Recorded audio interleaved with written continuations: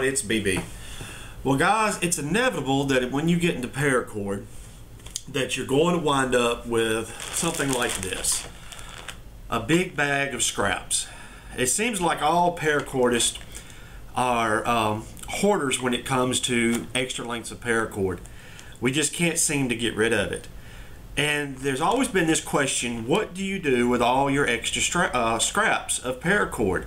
Because sometimes these scraps are too small, they're too little, too large. We don't know what to do with them. You know, you get a long piece like this, and then you may wind up with a real short piece, you know, like so. So what do you do when you have a bunch of scraps? Well, there are several things you can do, and today I'm going to talk to you about making something called a Parabuddy or a Paradude. It's whatever you want to call it. Now there's several different ways of making this. I'm going to show you the simplest way that I know how to make one in a short amount of time, so you don't have to worry about a lot of little nitpicky details on it. So I'm just going to grab these two right here and show you what we need to make this happen. You need 2 lengths of paracord, preferably one longer than the other, and we'll talk about that in just a moment. You'll need a pair of needle nose pliers. I'll show you that in a second. A good pair of scissors. I cannot stress how important it is to have a good pair of scissors. A lighter to send your ends, a wooden bead, or you can get any other types of beads you want. I use the wooden ones that you can get from Walmart. They come in a big pack and they come in different colors and sizes. Let me grab some here and show you what I mean.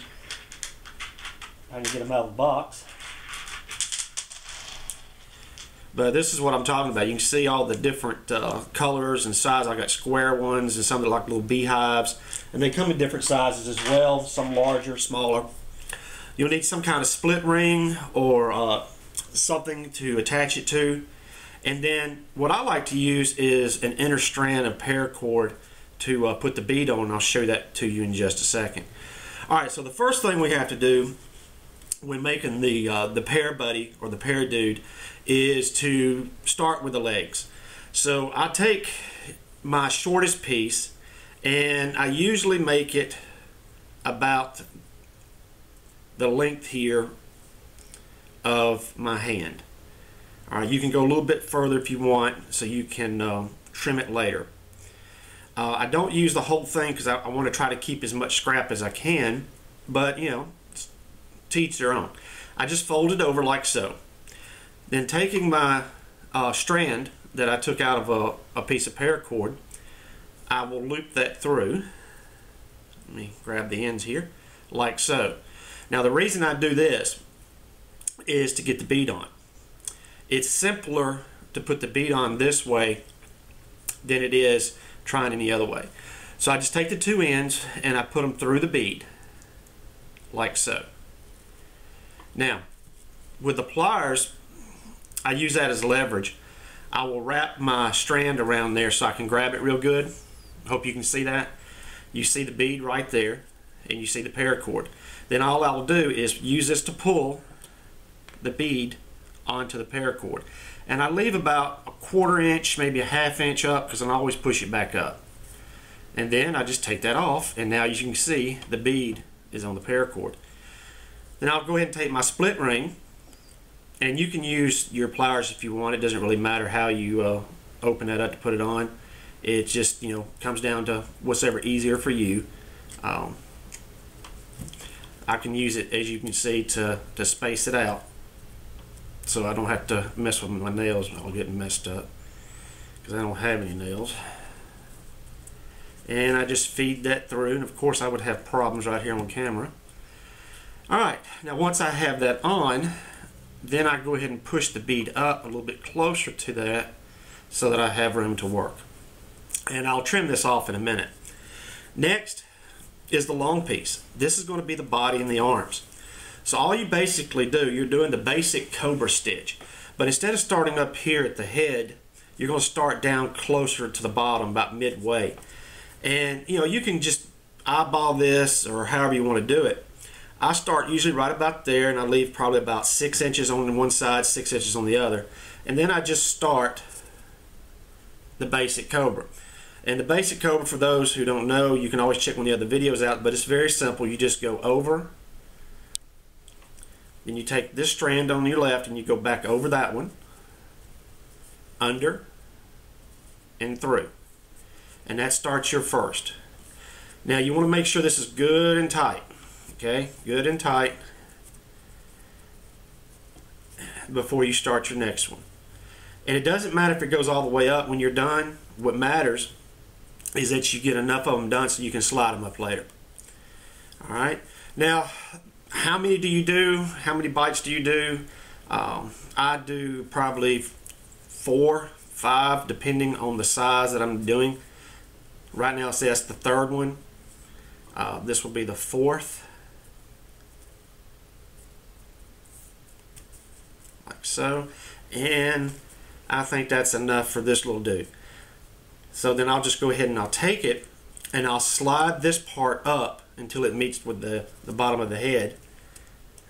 Like so. Now you can see the basic form coming through now. Now there's several different ways to finish this off as far as the arms and legs. I have in the past tied little knots in these and then singed them, but I find sometimes the quickest way is just to cut the lengths that you want and just singe it that way. So what I'll do is I'll go ahead and take my scissors and I'll determine how long I want the arms. Usually my arms are going to be just below the hip there. So I'll go ahead and cut that. And I'll measure the other one. And it doesn't have to be perfect. Mine never are. And then you take your lighter, your torch, and just singe that. And I don't do anything to it. I let it do that, let it build up, and to me that's what I like best with these. Again, if you don't like that, you can always just tie a little knot and then singe it. Now the legs, I usually measure those, eyeball them probably about right about there, about half, a little bit over half the body length of the torso, and I cut those off evenly like so, and then I go ahead and singe those as well. And you are basically done with your little Paradude. One last little tip though, these like to come undone sometimes.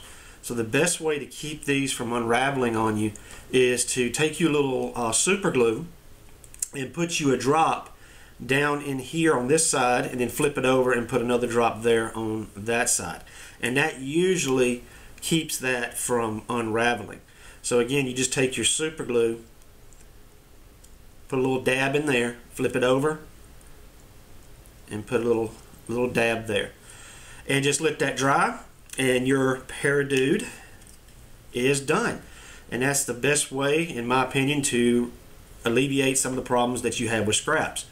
And these make great little presents for kids. Keychains, you can do it in different colors to represent certain professions. I've even made little Christmas tree decorations out of these. There's myriads of things you can do with this. I made even a Paracord Buddy family. Had a larger one in different sizes. So just use your imagination, use your different color palettes, use your different scraps, see what you come up with, and just have fun with it. Alright everybody, I hope you enjoyed that tutorial. If you have any questions, please leave them down in the comment section below. And until next time, this is BB, and I'll see you guys later. Bye now.